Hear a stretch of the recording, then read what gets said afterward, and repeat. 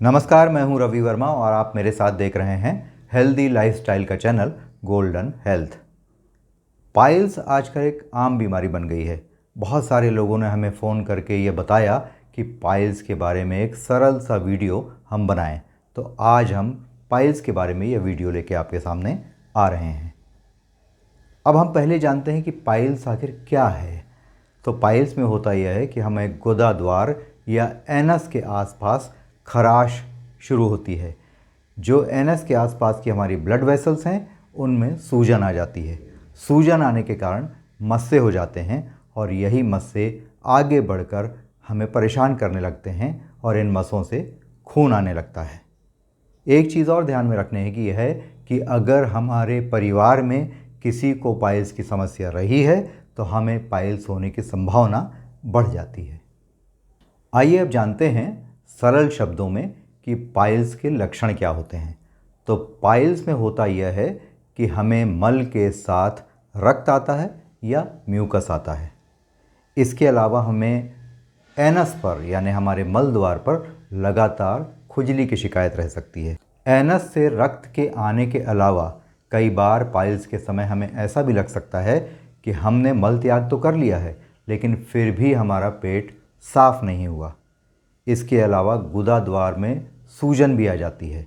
और ये याद रखिए कि अगर पाइल्स है आपको तो उसके जो मसे होते हैं उसमें दर्द नहीं होता, सिर्फ रक्त उनमें से आता है।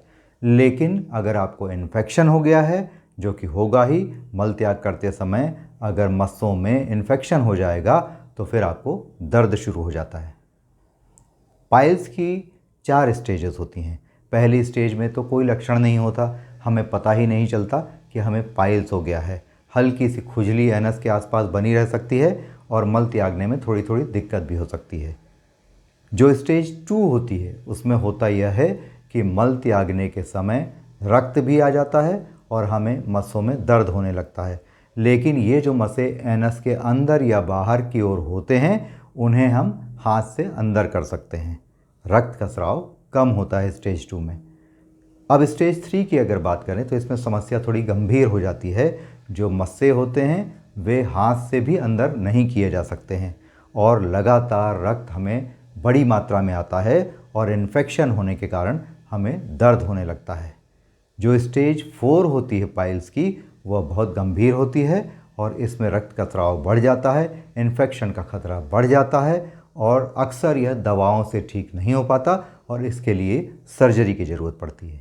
पाइल्स होने की संभावना उन लोगों में बहुत ज़्यादा होती है जो बहुत तला भुना तेज़ मिर्च मसाले वाला भोजन करते हैं, जिनकी लाइफस्टाइल सीडेंट्री होती है और भोजन का समय भी अनियमित होता है।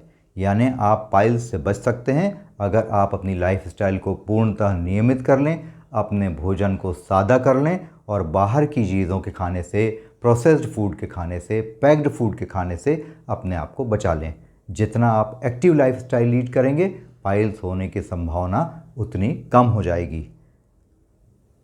अब ये भी जानते हैं आगे कि इसका इलाज आखिर क्या है। तो सबसे पहले अगर एलोपैथी की बात हम करेंगे तो एलोपैथी में दवाओं से स्टेज 1 और 2 के पाइल्स का इलाज किया जा सकता है। स्टेज 3 और 4 में कई बार सर्जरी की ज़रूरत पड़ सकती है। होम्योपैथी की अगर बात करें तो होम्योपैथी में पाइल्स का इलाज दवाओं से ही किया जाता है।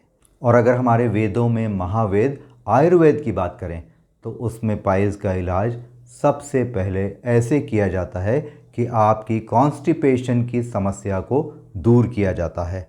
आपका आहार, व्यवहार, विचार नियमित किया जाता है।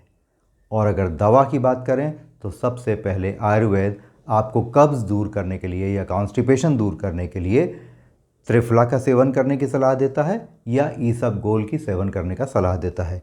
इसके अलावा अगर आप प्रातःकाल उठ जाते हैं, रात को जल्दी सो जाते हैं, अपना खान पान एकदम नियमित रखते हैं, मिर्च और अदरक का सेवन लगभग बंद कर देते हैं तो आपको पाइल्स होने की संभावना तो कम होती ही है। और अगर पाइल्स हो गया हो तो इसके ठीक होने की संभावना, जल्दी ठीक होने की संभावना बहुत बढ़ जाती है।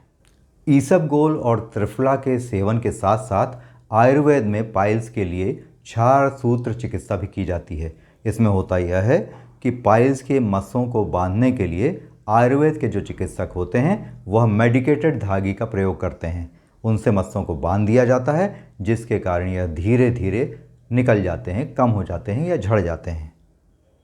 तो पाइल्स के बारे में यह थी हमारी आज की जानकारी। हमने आज आपको बताया कि अपनी लाइफस्टाइल को ठीक करके, अपने खान पान को ठीक करके, आचार व्यवहार विचार को ठीक करके आप पाइल्स की समस्या से काफ़ी हद तक बच सकते हैं।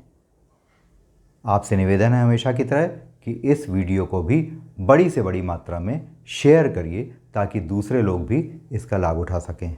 हाँ, कुछ लोगों ने हमसे यह भी पूछा है कि क्या हम चिकित्सा के लिए आपसे संपर्क कर सकते हैं। तो जी हाँ, आप मुझसे संपर्क कर सकते हैं। हम स्क्रीन पर अपना मोबाइल नंबर आपको दे रहे हैं।